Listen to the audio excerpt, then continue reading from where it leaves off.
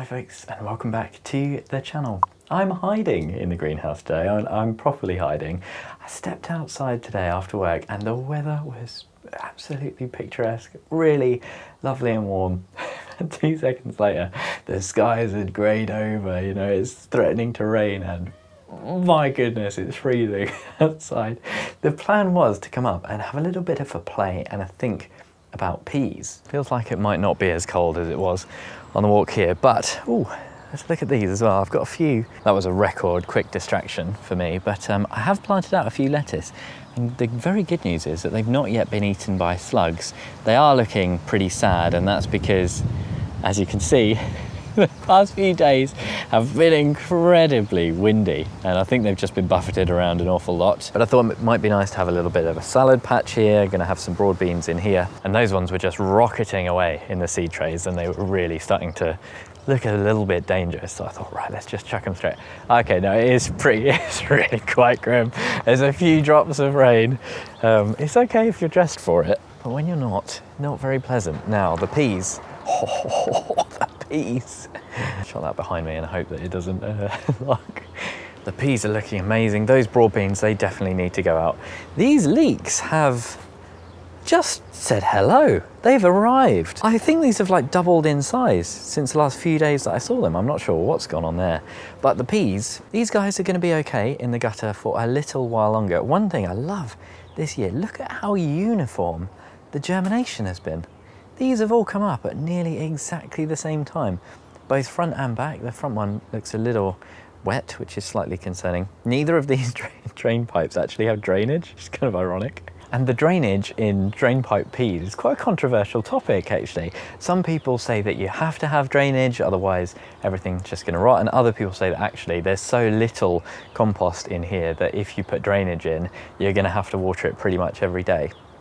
And I can see the one at the back has had same amount of water, but it's got much less compost. So these peas, I think, have used it because it's looking nice and dry. Yeah, and could probably do with another water.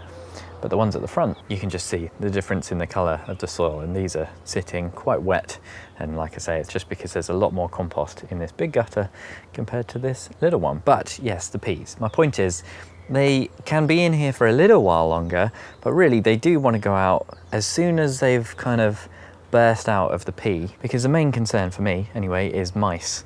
And once they're this kind of size, the mice aren't going to be digging up those peas. But the two varieties in here, one is Alderman and the other is something else which I've forgotten already, but I know this is Alderman, which is important because these are the 8-foot tall ones. These are the super peas that are going to go really tall. Those ones at the back, I really can't remember the variety, but I know that they're not as tall. I think they're more of a dwarfing variety.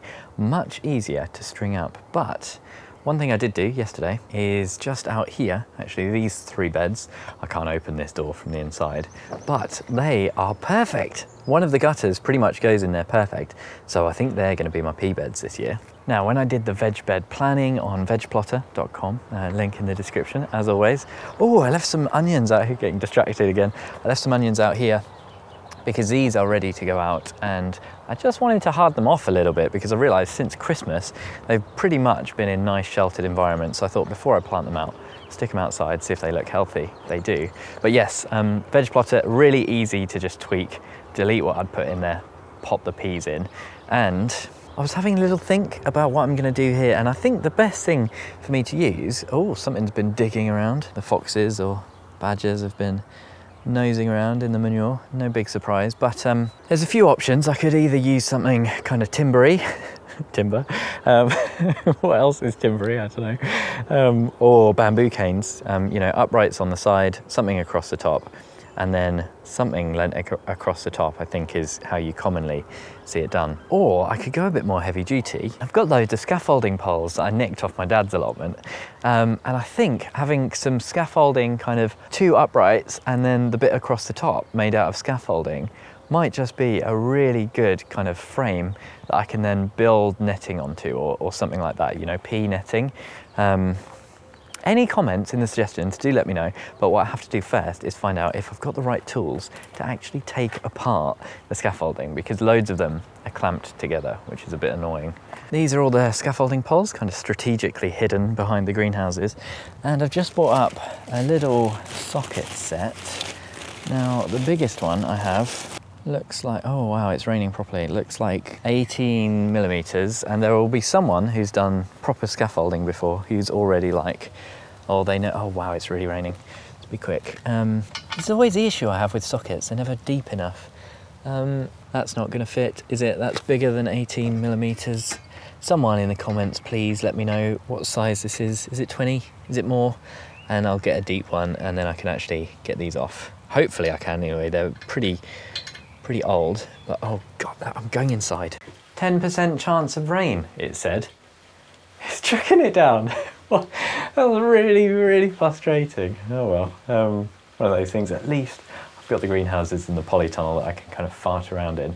So the P-frame is off the table for today, but as soon as it started getting cold on the way here, I was like, maybe I'll need to find something undercover to do. And I had loads of the comments on my last garden tour, the allotment tour were just amazing. Thank you so much. So many. The idea that like this channel and me just farting around on the allotment actually gives people a bit of inspiration. It's like genuinely shocking to me. It's so nice to hear. I absolutely love it. But the other comment that I got loads of was like, oh, you've got nothing to do now, JB. You must go up there and not really know what to do with yourself. Well, not true.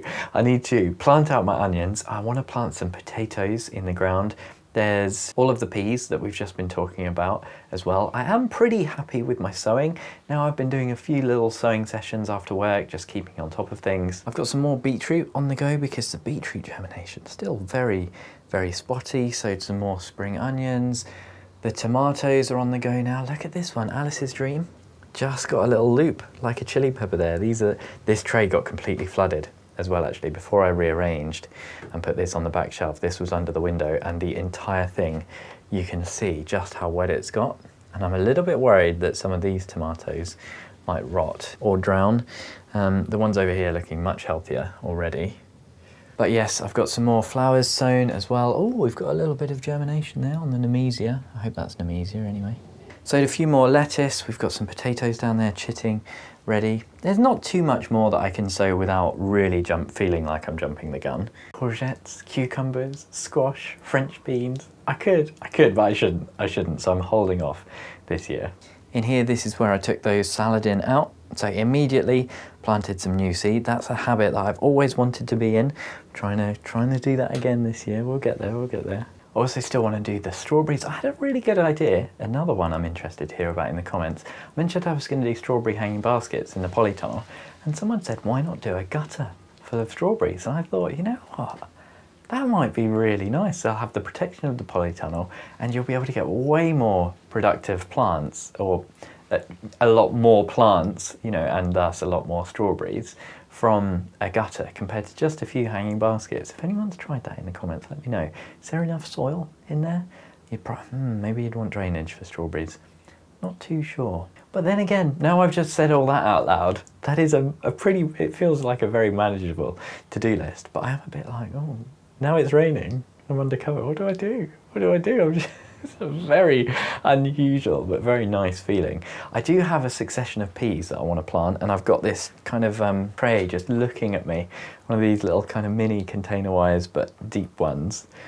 But then again, you know, I've got loads of peas. I want to go just wait another week or so before I do another succession of peas, because otherwise it won't be much of a succession. You know, we've got some down here, loads of which haven't actually germinated yet. This has been really spotty, really old seed on the delicate peas, but very weird how all the ones right at the front have germinated, but not the ones at the back. One other very nice thing on the to-do list, and this is quite a small one, very low priority, but that's when we were at the garden centre the other day, I found some meadow plants, you know, like potted, they're bigger than plug plants, yeah, but potted meadow plants, which I'm going to plant under the orchard area. I'm really excited, cannot remember what the species were. There was only 3 that I went for, they were quite expensive, like 3 for £10.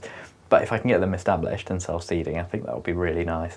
Knapweed was one of them. I can't remember the others, so keep an eye out for that one because I'm very excited. One other little thing I have done, I'm just going to give you some more updates while I'm hiding and raining, is in the polytunnel I re-sowed that tray of brassicas, you know, the one that I unceremoniously flipped over and smashed everywhere. Yes, I've re-sowed all of those, the Trontuda kale and some of the other bits, the purple spring broccoli, but also there's a few exciting things in there which aren't brassicas, like some leaf chicory that I was very kindly sent by Jessie from Plot 37. She sent me a little package of seeds in the post and some really, really cool varieties that I'm excited for you to see growing later on in the year. She always sends stuff that has amazing names.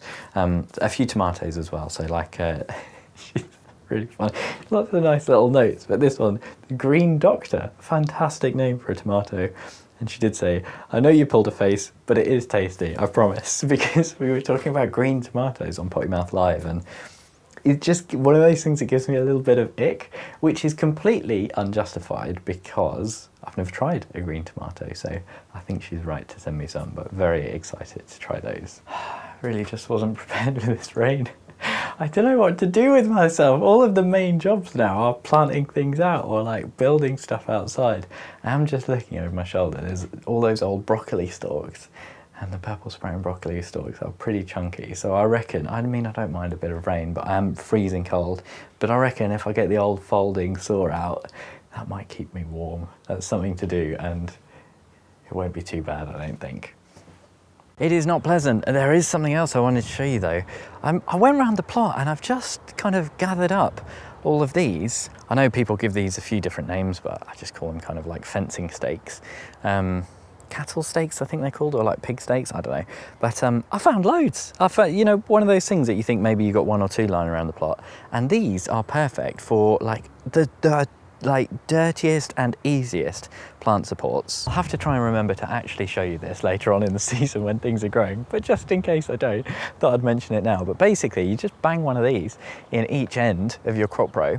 It's fantastic for broad beans, for example, and you just get a bit of twine, you tie it to one end, you loop it around the other cane, you bring it back, you loop it around this cane, you bring it back, you loop it around that cane, just going slightly higher and higher.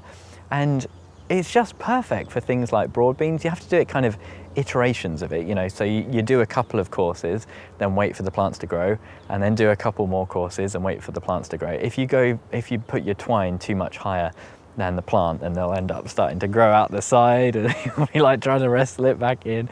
You gotta be on top of it. But if you just do it bit by bit, I did that with my field beans actually last year, which got to like 8 foot tall. And it was fantastic. And I'm like, all my small peas, I think I'm just gonna do that again, to be honest. It's the most easiest, no nonsense fuss. Like, the thing is, right, I don't mind a bit of work on the plot. You've seen me getting really stuck in over winter, right? I'm good. I'm saying I don't mind work, but I'm hiding again. Now I'm warm and cozy. I can tell you about how much I love hard work and hard craft. No, but seriously, I quite like getting kind of stuck in to projects and doing the heavy lifting, doing a bit of digging, doing a bit of kind of construction-y stuff. But the thing I really don't like about allotments, and my least favourite allotment jobs, are faffing ones, right? Just ones that are fiddly and annoying. And for me, plant supports really occupy that part of my brain, and I'm not 100% sure why, but it's never something I feel like I've got properly right. It's always something that's been really janky. It's maybe going to last a season at best. You know, I've used like lots of recycled materials. I've done a bit of kind of bamboo canes around a cucumber or something. Okay, fine. A little bit of faff, but you kind of do it once and it's fine. But I'm always filled with just a little bit of dread at the idea of getting like pea supports ready and that kind of thing, which is why I think with the scaffolding, if I get the right tools, I did Google it by the way, 21mm socket apparently, you get nice long ones for the drill, just get it on the drill. But so I will be doing that. But yeah, like those little faffing jobs where you're not really sure if something's going to work, especially with a plant support and like something collapsing. One of the questions I get all the time is like, why don't you grow vertically, JB? Like grow vertically, utilise your space a little bit better. A, because I've never really cracked it growing in the ground. Growing in the ground, something like a squash is meant to be easy mode, right? You just let it do its thing. It's going to have all the access to everything it needs. It's not going to be competing with neighbours because it spreads out across half a bed, you know, so you've just got one thing planted in there. I can barely get that right. So the idea of going vertical is like, you know, more competition and more difficulty for the plant. That's A. But B, It's the faff. The idea of getting like those arches set up for them and like them failing in the storm and you losing your crop. I hate it. I absolutely hate it. It's just one of my personal things for some reason. I don't know if this is resonating with anyone out there. I'm chucking it out there. Let me know in the comments. Like those faffy little jobs, things like those gutters, which I have now glued in and are working. That kind of stuff just fills me with a lot of trepidation. I just end up avoiding it. So those little prongs, those fencing stakes either side, super easy. No faff, no worries, super easy. The stakes are going to last forever. Highly approve is my point. Let me do the broccoli now. Can you tell I don't really want to do it? It's horrible out there. I'm so glad I've got this middle path sorted. But one thing that this has just made me think about is, I mean, there's a little bit more on here that I might harvest actually. I could get a little bit more harvest out of this. You might have noticed I took the netting off this purple sprouting broccoli quite early, just because it gets to the point with this stuff where there's no more room for it in the freezer. We start to get a little bit sick of it.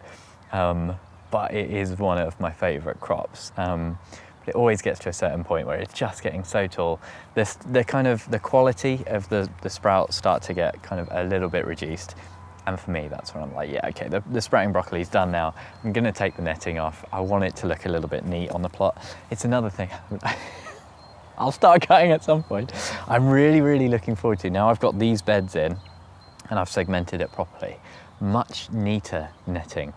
This new netting that I got last year, the black netting, very, very good quality, but I've never really done it justice. You know, I've just had a pretty ramshackle netting set up, so I'm looking forward to now I've got these in.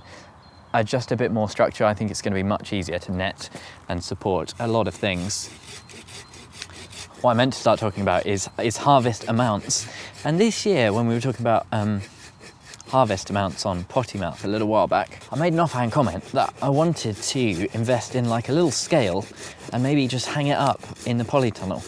You know, like one of those supermarket fruit and veg scales that you get, that you kind of hang off something. And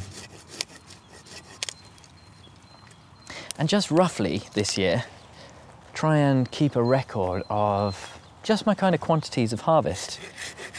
Just because I'm kind of always a bit interested in those kind of stats, and I don't really take them. It's a little bit of faff, because it's normally one of those things I've got to do at home when I'm, you know, tired after being at the allotment, and I just think, oh, who can be bothered?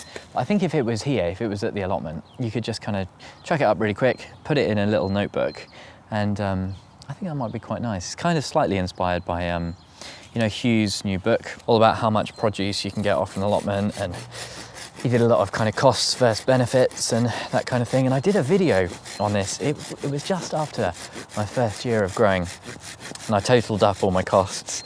And that was when I was really tight. I mean, one of my proudest things on the allotment is, I mean, it's largely thanks to the Patreon.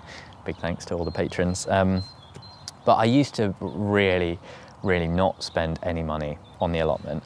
Partly because I didn't have much money to spend, but also partly just because it felt like not really the right thing to do. I had it in my head that you had to keep everything as cheap as possible on allotments. And actually my thinking's changed quite a lot. And now I think of this more as a hobby that I like to spend time doing, a hobby that I really enjoy. Like I say, apart from the faffy jobs.